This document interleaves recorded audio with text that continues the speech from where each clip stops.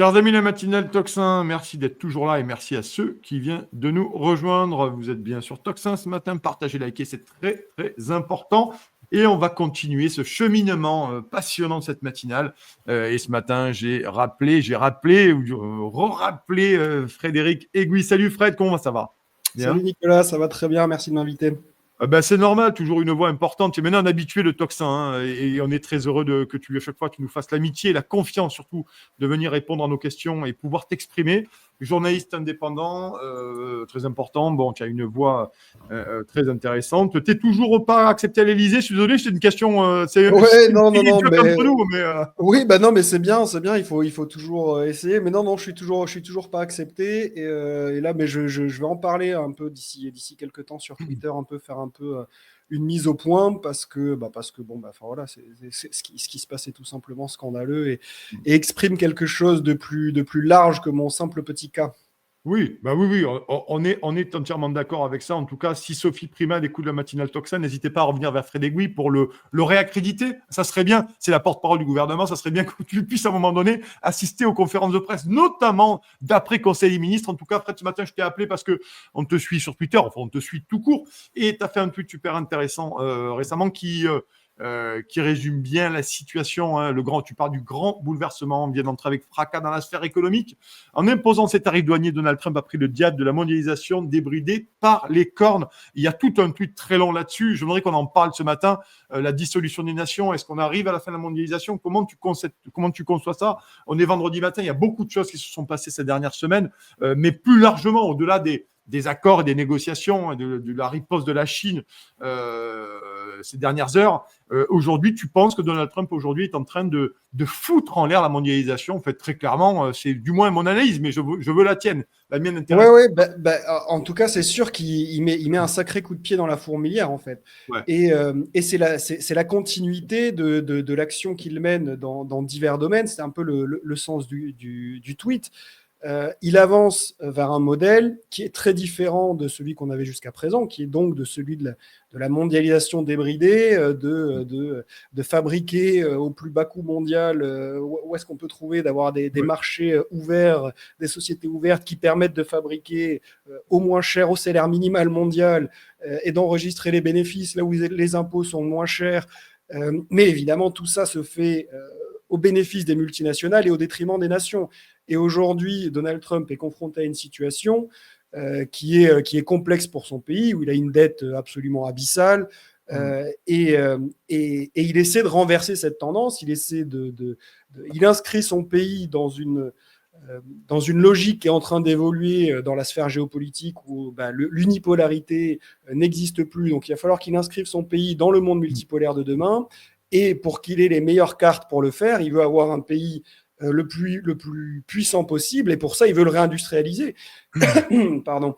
Et donc pour faire ça, il a pas 50 solutions, et il a mis effectivement, comme je le dis, un coup de pied dans la fourmilière, c'est-à-dire qu'on est vraiment dans un changement fondamental qui est en train de se jouer, et c'est pour ça qu'on entend tous les cris d'orfraie de tout le monde et de tous les défenseurs, en fait, de ce modèle précédent, du modèle qu'il est en train de mettre à mal. Est-ce qu'il y arrivera, est-ce qu'il n'y arrivera pas?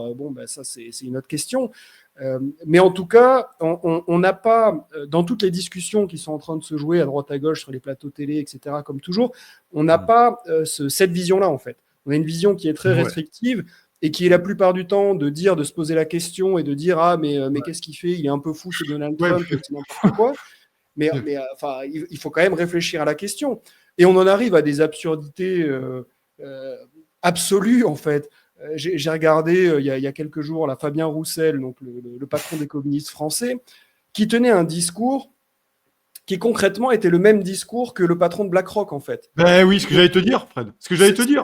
Ça pose quand même des questions au bout d'un moment. C'est-à-dire que Roussel est en train de dire Trump, ce qu'il fait, ça va être dramatique pour les Américains eux-mêmes, pour la classe moyenne américaine. Alors déjà là, on pourrait se poser la question en tant que Français, en tant que responsable français, finalement, qu'est-ce que ça peut lui faire, en fait? Parce que nous, notre intérêt, c'est de défendre les Français.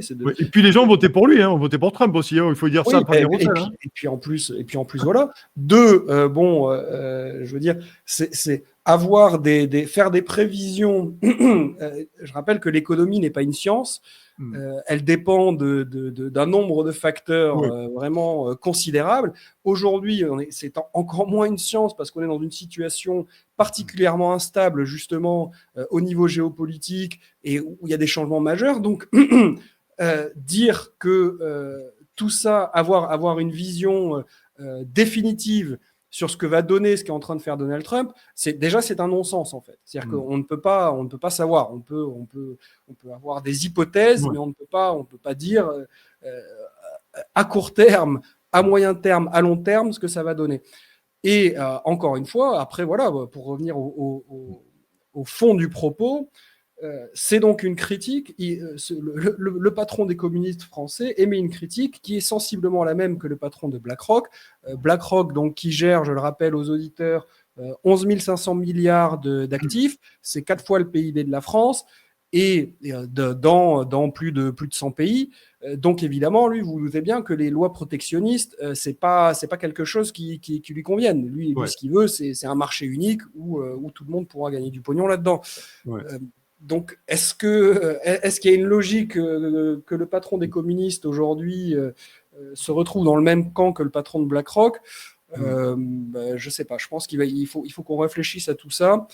Et à travers ça, si tu veux, ce que je voulais dire, c'est qu'on n'a pas de dirigeants aujourd'hui qui cherchent à défendre en fait l'intérêt des Français dans ce qui est en train de se jouer. C'est-à-dire on critique cette décision-là, mais on n'essaie pas de s'adapter au monde qui arrive.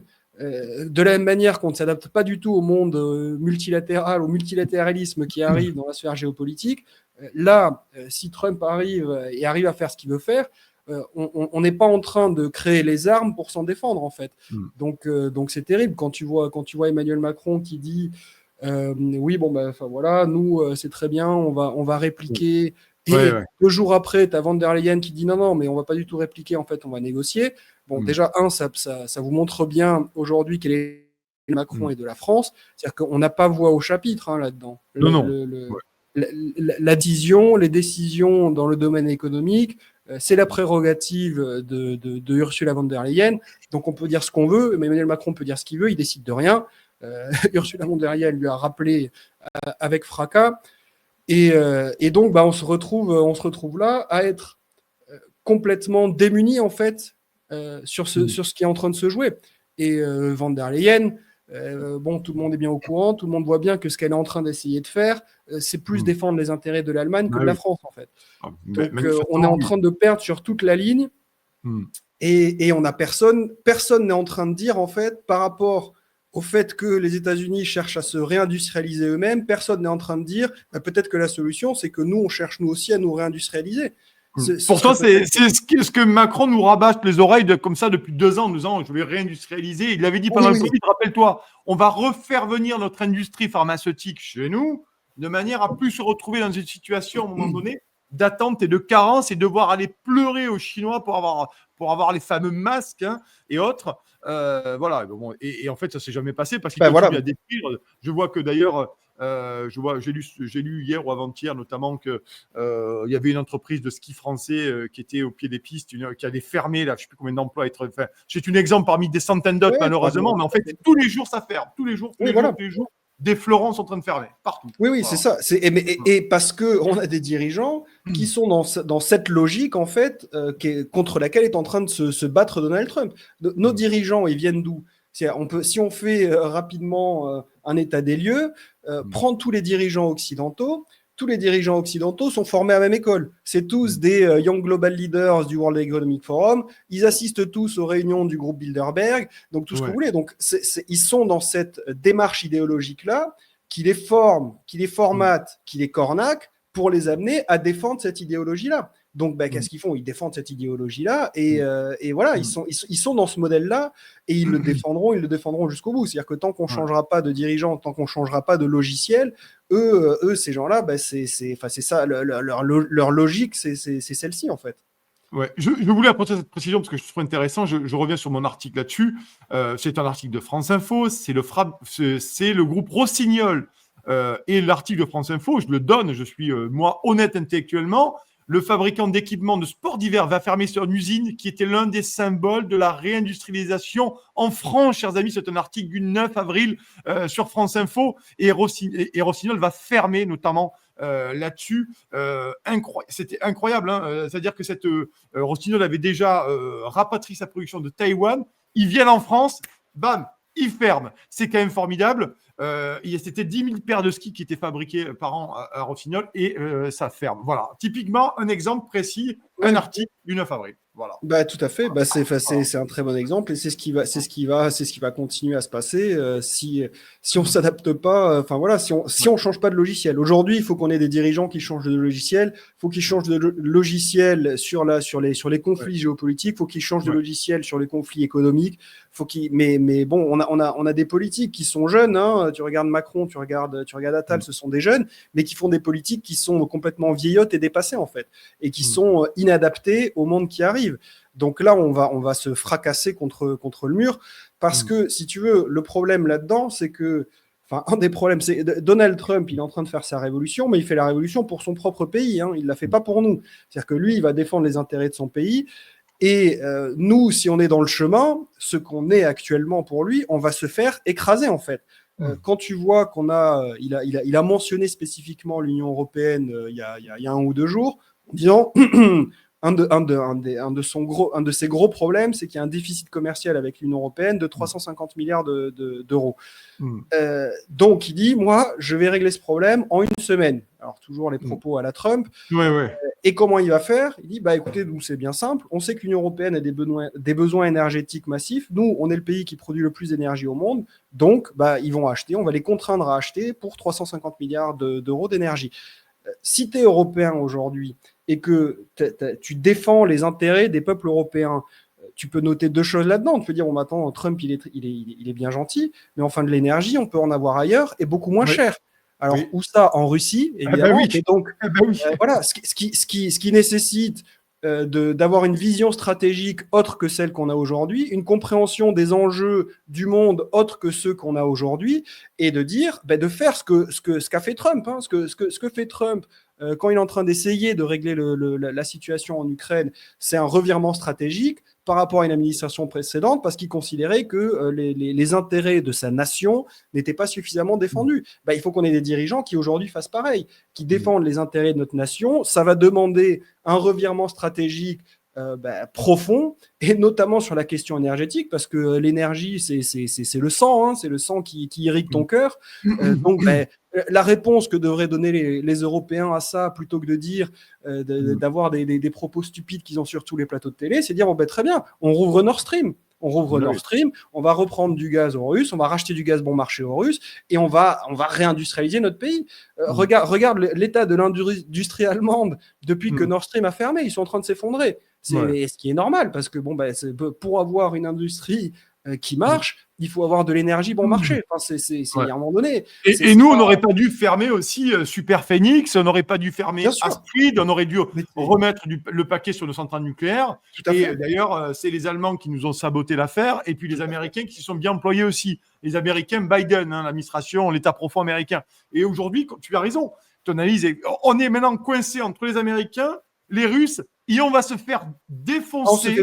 On va se faire défoncer par les Chinois. On va se faire défoncer. Ils vont inonder le marché européen de leurs trucs à bas prix, à bas coût. D'ailleurs, eux-mêmes se font de la concurrence entre provinces en Chine. Il faut savoir qu'il y a des concurrences. Hein. C'est incroyable. Et là, les Chinois vont totalement nous défoncer aussi. Hein. Si on ne fait pas de protection contre les Chinois, on est mort. Hein, véritablement. Oui.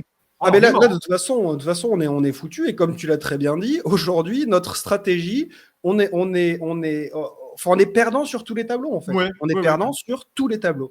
Donc, ça fait un moment qu'on va droit dans le mur, mais disons que là, on accélère encore plus.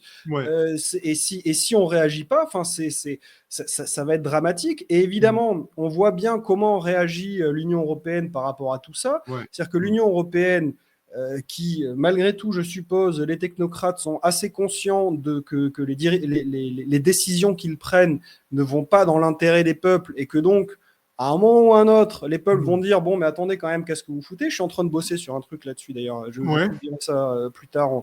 Ce ouais, sera intéressant. Mais bon, bref, ça fait tout ça plaisir. pour dire que la finalité de l'Union européenne aujourd'hui, c'est d'aller vers plus de totalitarisme en fait. C'est-à-dire on va t'empêcher de discuter, Ouais, on va annuler des élections quand on va avoir des dirigeants qui vont aller parce qu'ils sont soutenus par le peuple, parce qu'ils proposent autre chose, on va les empêcher d'arriver au pouvoir, etc., etc., etc. Donc, le danger pour nous est vraiment grand.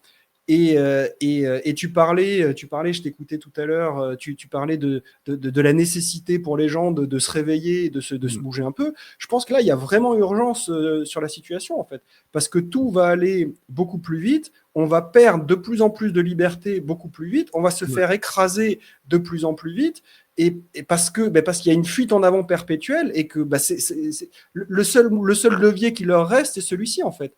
Et on voit bien qu'ils sont en train d'accélérer. Donc, on a vraiment besoin d'un réveil des peuples. Et voilà, comme toujours, hein, c'est pour ça que tu fais ce métier, c'est pour ça que je fais ce métier. ouais. Ça passe par les médias parce que enfin voilà, on est la prise de conscience des gens, ils ont besoin d'avoir une information de qualité pour l'avoir. Ouais. Et heureusement Et qu'il y a toutes ces gens qui au les libèrent. moins avec des avis divergents, comme le tien, Oui, Fred, oui. comme le tien, je veux dire, comme le tien. Alors, je rappelle pour ceux qui viennent de nous rejoindre, Frédéric Aiguille, journaliste indépendant, toujours interdit d'Élysée. Et merci, Fred, d'être là ce matin pour continuer à parler ça. Parce que je te suis sur Twitter et je vous invite à suivre Fred sur X. Frédéric Aiguille, je ne peux pas vous faire frédéricrt.fr. Donc, n'hésitez pas. Vous tapez Frédéric Aiguille, vous allez trouver ça de suite. Oui, oui. Et je veux qu'on continue à en parler de ça parce qu'on parlait des Chinois, mais c'est absolument. Est-ce qu'aujourd'hui, franchement, entre nous, est-ce que c'est pas le meilleur moment pour envoyer Bruxelles se faire voir? Ah, mais si. Enfin, là je pense qu'il Aujourd'hui, y a... moi, je pense que c'est le moment rêvé pour les Ah, envoyer. Ben, tout à fait. on le fera pas Tout à parce que fait. Macron est le petit télégraphiste de Bruxelles, on le sait. Mais là, aujourd'hui, il y a tous les éléments Ah pour oui. leur dire écoutez, on répond plus au téléphone, on répond plus par mail. Et quand la Commission, quand le FMI, bon, c'est pas Bruxelles, mais quand le FMI, quand l'OCDE appelle Bercy, il n'y a plus personne qui répond. Voilà. Et on va arrêter. Et nous, on va remettre des taxes douanières partout, au sein même de l'espace hexagonal français, parce que sinon, on va crever. On va Ouais, crever. tout Je à fait. vois plus de marques de sport. Regarde le nombre de boîtes de sport que nous avons. Équipements sportifs ici, Adidas et consorts, je veux dire, et d'autres françaises. Je veux dire, avec l'arrivée des Chinois, mais il va y avoir combien? Je prends cet exemple, c'est tout. Hein. Je vais pas en prendre 1000 autres. Mais il y a des gens qui vont se retrouver au carreau dans moins de 6 mois. Ils vont licencier en masse. En masse. On va avoir des chaussures, des babouches de sport à 12 balles qui vont inonder le marché français. Je pense que les équipementiers français, ils vont pas tenir longtemps. Mais une nouvelle fois, c'est qu'un exemple parmi tant d'autres. Je pourrais en citer plein d'autres, mais je pense à ça. Ouais, Tu tout vois. à fait. Tout à fait. Et puis voilà, effectivement. Et puis comme tu dis, la réponse européenne aujourd'hui, ça va être quoi? Ça va être d'ouvrir plus grand les Ouais. portes à Donald Sauver la Trump, vie. en fait, qui lui sera ravi et pourra nous inonder de toutes ces merdes, et notamment dans l'agriculture, etc. Enfin, il faut bien comprendre que là, comme on est incapable, nos dirigeants, eux, sont dans ce modèle-là et ne veulent surtout pas changer ce modèle-là. Encore une fois, on va perdre sur tous les tableaux. On va perdre absolument partout. Donc, on a besoin d'un réveil. Et comme tu le disais, je pense que il y a vraiment aujourd'hui, pour les souverainistes, pour le mouvement souverainiste en France, il y a un boulevard en fait qui va s'ouvrir. Ouais. Après, voilà, moi, c'est sûr que je suis aussi évidemment tout ce qui se passe un peu politiquement à ce niveau-là. Oui.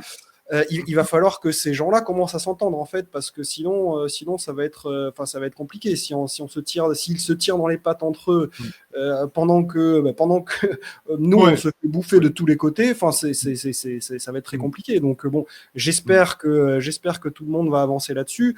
Je suis pas d'un grand optimiste sur la question dans l'immédiat, mais bon, comme la situation ne va faire qu'empirer et qu'empirer très rapidement, on peut espérer que le bien commun l'emporte dans les idées de certains, et qu'on arrive à avancer là-dessus, quoi. Ouais, il faudra avoir un alignement des planètes. Je suis d'accord avec toi. Déjà que les mouvements souverainistes et les personnalités, à un moment donné, qui défendent la France s'entendent concrètement au niveau politique, on va dire, hein, bien sûr. Et puis, il va falloir aussi, je crois aussi, conséquemment, qu'une partie des Français se réveille très vite là, aujourd'hui, parce que c'est ce qui fera cette conjonction des planètes ou cet alignement des planètes Ouais. de manière à trouver une force populaire pour renverser ces gens-là. Parce que tu l'as dit, tu l'as très bien expliqué, les gens qui sont au pouvoir, la caste, quand tu entends des gens, Franck Riester notamment il y a quelques jours, ou d'autres, ou Prisca Thévenot, ou Yael Braun-Pivet, qui sont en train de lancer la campagne présidentielle 2027 pour envoyer sur orbite Gaby Valdefoin, qui n'est rien d'autre que Gabriel Attal, en nous disant que c'est l'aube de nouveaux projets avec des drapeaux européens. Non mais manifestement, ça fait faut leur dire, qu'est-ce que quelqu'un peut leur dire? Ça fait 7 ans qu'ils sont au pouvoir et que Macron, ça fait 10 ans qu'il nous casse les sabots. Et ces gens sont vraiment dans une mise en orbite de Gabriel Attal pour continuer le projet mortifère de la destruction de la France jusqu'au dernier morceau de carrelage, hein, manifestement. Ouais. Donc là, je crois qu'il va falloir un alignement de la planète assez rapide, hein, maintenant. Ouais, mais alors après, effectivement, il y a des pistes d'optimisme à avoir. Oui. Regarde sur les ZFE, par exemple. Oui. Il y a quand même un mouvement populaire où les gens se rendent compte que... et quand tu regardes la sortie de Pagnès Runacher, mais c'est quand même... On atteint un niveau, c'est fantastique. Hein. Dit, ah oui, non, mais attendez, de toute façon, c'est pas grave, les pauvres, ils n'ont pas de voiture, donc bon, de toute façon, ils seront pas interdits d'aller au centre-ville, vu que de toute façon, ils peuvent déjà pas y aller. Enfin, ces gens-là sont d'une déconnexion absolue, mais ce qu'il faut bien comprendre, c'est que... in fine, les ZFE, qui ne peuvent plus retirer parce qu'ils disent, oui, mais attendez, on a reçu des subventions de l'Union européenne, alors qui viennent d'où, entre parenthèses, mais bref, on a reçu des subventions de l'Union européenne, et que donc, si on revient sur ce projet-là, on va devoir payer tant de milliards là-dessus, donc on ne peut pas le faire.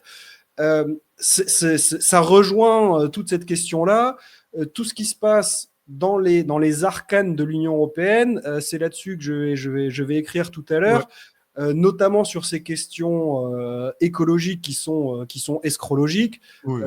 Très officiellement. C'est-à-dire qu'aujourd'hui, la Commission européenne finance des ONG à partir des fonds européens pour faire du lobbying pour ce genre de conneries, en fait. C'est-à-dire pour empêcher les pauvres de vivre, concrètement. Et c'est fait avec vos impôts qui financent des ONG qui vont faire du lobbying auprès des parlementaires européens. Enfin, c'est le serpent qui se mord la queue de la corruption institutionnalisée. C'est un scandale absolu dont on parle évidemment toujours très peu, mais il faut bien comprendre que le cheminement de tout ce qui arrive, les ZFE, ça arrive à cause de tout ça, en fait. Et la finalité du projet de ces gens-là, c'est celle-ci. Hein. C'est un monde d'apartheid où les pauvres peuvent plus rien faire, sous prétexte de sauver la planète et de tout ce que tu veux. On est dans ce monde-là. C'est bien que les gens ne soient pas d'accord. Maintenant, il faut voir qui est le responsable de ces histoires. Tout le monde se bouge sur les ZFE, cherchez qui est le responsable des ZFE, comprenez qui est le responsable des ZFE, et là on va avancer sur comment changer tout ça, quoi. Oui, et pour finir cet entretien, merci Fred d'être là ce matin avec nous sur Toxin, partagez, likez, chers amis, merci d'être aussi nombreux ce matin. On se retrouve finalement un véritable carrefour. Ça fait un moment qu'on est dans un carrefour, mais là, avec ce qu'a fait Donald Trump, au-delà de la chute des bourses, au-delà de ci, parce que je pense que les marchés vont se réadapter très vite et tout ça se réadaptera, va se remettre d'aplomb, du moins avec un nouveau contexte géopolitique, géoéconomique après une guerre commerciale sans nom, parce qu'on voit que tout le monde...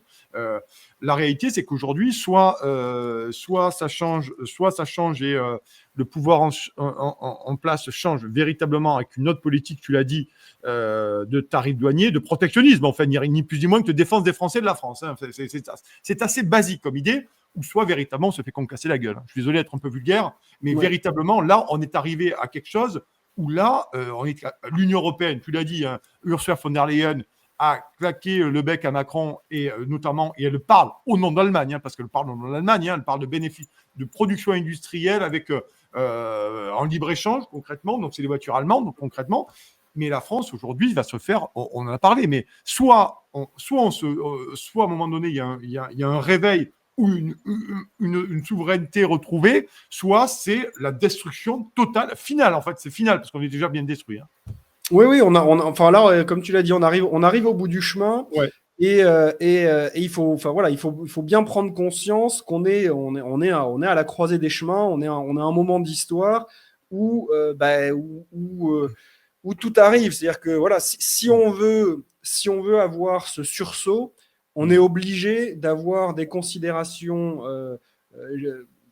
vraiment une révision géopolitique, géostratégique de là où on veut mener notre pays, profonde en fait, vraiment profonde. Et pour ça, il faut comprendre, il faut comprendre pourquoi on en est arrivé là, quels sont les véritables enjeux, et prendre des décisions sérieuses. Les décisions, il va falloir s'inscrire dans le monde multipolaire de demain. Moi, c'est le travail que je mène depuis longtemps. C'est pour ça que je bossais aussi chez RT, etc. C'est parce que ce monde-là date pas d'hier. Il est en train de se construire. Il va pas disparaître. Si Trump fait ce qu'il fait aujourd'hui, c'est aussi pour inscrire son pays dans la réalité de ce monde-là. Or, nous, encore une fois, on est encore en train de défendre un modèle qui n'existe plus, en fait. On défend un modèle du passé, et donc, oui, on va se faire écraser par tout le monde. Là, on va se faire écraser par tout le monde, partout, économiquement, diplomatiquement. Ouais. C'est un drame, on va droit dans le mur.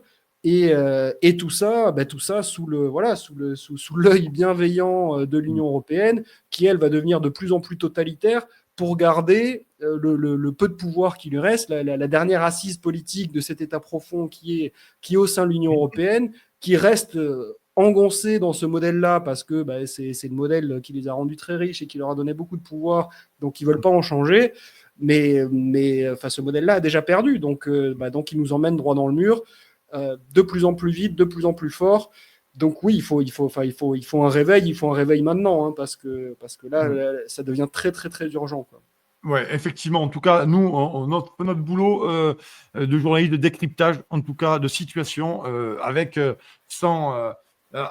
plus, franchement, le plus d'honnêteté possible. En tout cas, voilà. Merci Fred ce matin d'être venu, Frédéric Egouy. Je vous invite à suivre Fred sur les réseaux sociaux, notamment sur X, et bien sûr soutenir Fred également, parce que le journaliste indépendant, comme disait ma mère, on ne trouve pas de l'argent sous un sabot d'un cheval ou dans la boîte aux lettres le matin, donc il faut soutenir Tocsin, il faut soutenir Fred. En tout cas, c'est très important parce que c'est grâce à des mecs comme lui qu'on arrive à avoir de l'information et des décryptages. Merci, mon cher Fred, d'être venu. Merci, Nicolas.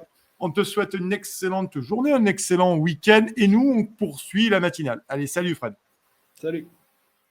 Chers amis, n'oubliez pas de vous abonner à la Gazette du Tocsin sur tocsin-media.fr/gazette.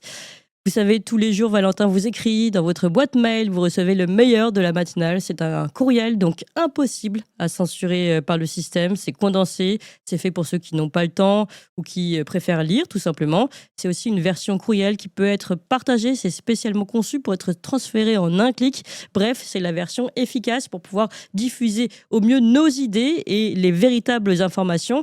Pour recevoir gratuitement la Gazette tous les soirs, inscrivez-vous donc tout de suite sur tocsin-media.fr/gazette, tocsin-media.fr/gazette. À bientôt.